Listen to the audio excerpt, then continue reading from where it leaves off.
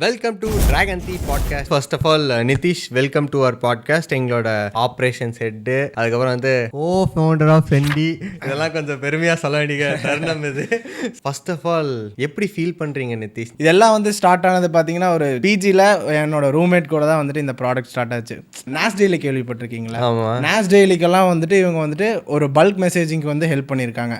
So எனக்கு கேட்டோன்னா என்னடா இது நம்ம ரூம்மேட் இவ்வளோ பெரிய ப்ராடக்ட் டெவலப் பண்ணியிருக்காங்களா அப்படிங்கிற மாதிரி இருந்துச்சு. ஸோ நான் என்ன சொன்னேன், ப்ரோ நம்ம இதை வச்சு ஏதாவது ஒன்று நல்லதாக டெவலப் பண்ணலாம் அப்படிங்கிற மாதிரி நான் அவர்கிட்ட சொல்லியிருந்தேன். நாங்கள் செண்டி இதே மாதிரி ஒரு கனவு உலகத்து மாதிரி தான் ஸ்டார்ட் பண்ணோம். ஆனால் அது ரியாலிட்டிக்குள்ளே போகும்போது தான் என்னென்ன பிரச்சனை வருது, அந்த மாதிரி நிறைய இஷ்யூ நாங்கள் ஃபேஸ் பண்ணோம். பேசிக்காக வந்துட்டு இந்த மாதிரி தான் எங்களோட ப்ராடக்ட் டெவலப் ஆச்சு. உங்களுக்கே தெரியும், நம்ம வாய்ஸ் ஏஐ நம்ம பண்ணிட்டு இருக்கோம். அந்த வாய்ஸ் ஏஐ பண்ணிட்டு இருக்கும்போது ஏன் இதை வந்து நம்ம வாட்ஸ்அப்பில் பண்ணக்கூடாது? அப்புறம் நான் இவர்கிட்ட போய் அப்ரோச் பண்ணேன். ப்ரோ இந்த மாதிரி வந்துட்டு நம்மகிட்ட ஒரு கான்செப்ட் இருக்கு, இதை வந்து நம்ம ஏஐ கூட இன்டிகிரேட் பண்ணலாம், அது உங்களால் பண்ண முடியுமா அப்படின்னு சொல்லிட்டு நான் கேட்டேன். ஓகே ப்ரோ நான் ட்ரை பண்ணி பார்க்குறேன் அப்படின்னு சொல்லிட்டு ஒரு 2 நாள் எடுத்துக்கிறாரு.